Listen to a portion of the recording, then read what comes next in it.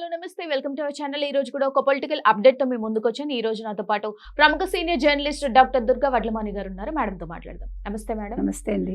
Madam, Vijay దళపతి గురించి separate గా చెప్పాల్సిన అవసరం లేదు. తమిళ్లో ఎంత అంటే ఆయనకి ఎంత ఫ్యాన్ బేస్ ఉందో కూడా ప్రత్యేకంగా చెప్పాల్సిన అవసరం లేదు.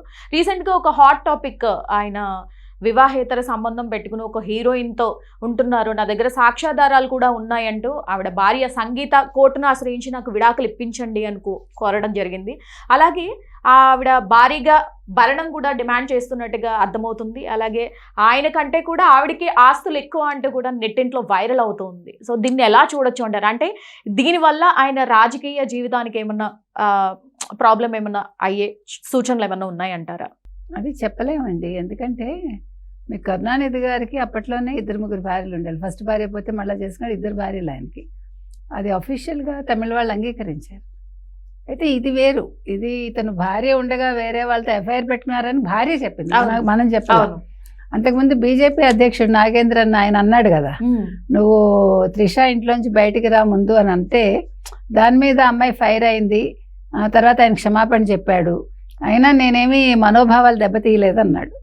అన్నాక అమ్మాయి మళ్ళా మర్నాడు నేను నీకు సపోర్ట్ చేస్తున్నాను, నీకు నేనున్నాను నీ వెనకాల అని అమ్మాయి ఒక పోస్ట్ చేసింది, ఎవరు త్రిష. అది జరిగాక ఇప్పుడు ఇమీడియట్గా ఆల్మోస్ట్ నాట్ ఈవెన్ 10 days ఏమో సంగీత ఆవిడ బయటకు వచ్చి విడాకులు కోరుతుంది. అవును, ఇక్కడ ఒక విషయం నేను చెప్తా. ఇప్పుడు సంగీత యాక్చువల్గా విడాకులు కోరకూడదు. ఎందుకు కోరకూడదు అంటే ఆవిడకి డిమాండ్ చేసే హక్కు ఉంది, భార్యగా ఆవిడకి హక్కు ఉంది, పిల్లలు ఉన్నారు. అంటే ఆవిడ బాధపడి ఉండొచ్చు, నేను దాన్ని కాదని అంటల్లా. But she has every right to stay కదా. నువ్వు ఈ తప్పు ఎందుకు చేసినావు అని నిలదీసి తప్పు చేయకుండా చూసుకుని అతనితో కంటిన్యూ అవ్వచ్చు. అంటే నేను మిగతా విషయాలు మాట్లాడను, నేను ఎందుకు కంటిన్యూ చేయొచ్చు అంటున్నానంటే, ఆవిడ ఎందుకు వదులుకోవాలి భర్తని? అవునా? అవును, ఎందుకు వదులుకోవాలని అడుగుతున్నా. ఇదే మొగాడు తప్పు చేస్తే సాధారణంగా ఎవడు పెద్ద అతని గురించి చెడ్డగా మాట్లాడరు. ఇదే ఒక మహిళ చేస్తే ఎలాంటి మాటలు అంటారు?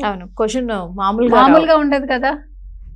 అందుకని నేను అంటున్నది ఆ రకంగా నేను అంటున్నా. కానీ ద అదర్ వే రౌండ్ ఆవిడ మనోభావాలు దెబ్బతిన్నాయి. ఇప్పుడు ఆవిడ్ని తల్లి అనుకుంటా ఇష్టపడి చేసింది ఆవిడ. ఈ అమ్మాయి లండన్లో ఉంటుంది, ఈ అమ్మాయికి చాలా 500 కోట్ల ఆస్తులు ఉన్నాయంటున్నారు. ఇప్పుడు భరణం డిమాండ్ చేయడం పెద్ద విషయం కాదు, చెయ్యొచ్చు. బికాజ్ అతనికి ఆస్తులు ఉన్నాయి, అమ్మాయి ఇన్ని సంవత్సరాలు అతనితో ఉంది, పిల్లల్ని కంది కదా. అవును, 25 ఏళ్ళు అయిందమ్మా, ఇంకా ఎక్కువైనా 25-26 సంవత్సరాలు నాకు గుర్తుంటే. 26 సంవత్సరాలుగా ఒక మనిషితో కలిసి ఉండి, సినిమా వాళ్ళందరికీ మనం చూసాం. ధనుష్ విషయంలో కూడా మనం చాలా విన్నాం, మనం మాట్లాడకూడదు. కానీ ఒక అమ్మాయి అయితే నా మీద రేప్ చేశాడన్నట్టు అప్పట్లో మాట్లాడింది ఒక హీరోయిన్. అందుకనే యాక్చువల్గా ఆవిడ ఐశ్వర్య వదిలేసిందని అంటారు. అవును, ఐశ్వర్య రజనీకాంత్. అంటే ఎందుకని హీరోలు అనే వాళ్ళు ఒక స్టేజ్కి వచ్చాక వాళ్ళకి భార్యలు అవసరం ఉండరా? అంటే మీకు ఒక స్టేజ్ వచ్చేసి, మీకు డబ్బులు వచ్చేసి, ఒక ఫేమ్ వచ్చేసరికి మీకు మీ ఇష్టమా విచ్చలవిడిగా ఉండొచ్చా? ఇది చాలామంది హీరోల దగ్గర చూసాం. అవును, తెలుగులో మనం మహేష్ బాబు తీసుకున్నా, జూనియర్ ఎన్టీఆర్ తీసుకున్నా, అల్లు అర్జున్ తీసుకున్నా, రామ్ చరణ్ తీసుకున్నా, ఇట్లాంటి నెగిటివ్ ఎక్కడా రాలేదు. అవును, ఈవెన్ రవితేజ, ఈవెన్ నరేష్, వెంకటేష్, చిరంజీవి, తర్వాత ఎవరు బాలకృష్ణ, ఆడవాళ్ళ విషయంలో ఎక్కడ నెగిటివ్ రాలేదు. అంటే ఏదైనా మాట్లాడచ్చు స్టేజ్ మీద, వాళ్ళు సరదాగా మాట్లాడింది ఏదైనా వైరల్ అవ్వచ్చు తప్ప, వీళ్ళకి వేరే కనెక్షన్స్ ఉన్నాయని కానీ, భార్యలు నెగ్లెక్ట్ చేశారని కానీ అలాంటి మాట మనం ఎవరి విషయంలోనూ వినలేదు. అందరూ భార్యలతో చక్కగా ఉన్నారు. అసలు ఉపాసన అయితే మరీ బాగా ఉంది. అంటే మరీ బాగా ఇన్ ద సెన్స్, అమ్మాయి ఎక్కడికి వెళ్ళినా ఎలా పద్ధతిగా ఉండాలో అలా ఉంటుంది. అదే అప్రిషియేట్ చేయాలి. అంత పెద్ద ఆస్తికి వారసురాలు ఆవిడ, ఇటుపక్క మెగాస్టార్ కోడలు, రామ్ చరణ్ భార్య, అండ్ తనకి తనే ఒక పెద్ద ఇండస్ట్రియలిస్ట్ అమ్మాయి. ఇన్ని ఉన్నా కూడా డ్రెస్సింగ్ సెన్స్ కావచ్చు, మాట కావచ్చు, ప్రతి ఒక్కటి అమ్మాయి చాలా పద్ధతిగా ఉంది. అదేవిధంగా సంగీత కూడా, విజయ్ భార్య కూడా చాలా పద్ధతిగా ఉంటారు. మీరు చూసారో లేదో. మరి ఎందుకని ఇట్లా అన్యాయం కదా. ఇప్పుడు ఆవిడ ఎంత వేదన చెందితే విడాకులు అడుగుంటుంది. అంటే ఇప్పుడు నాగేంద్రన్ చెప్పిన దానికి ఇది బేస్ కదా.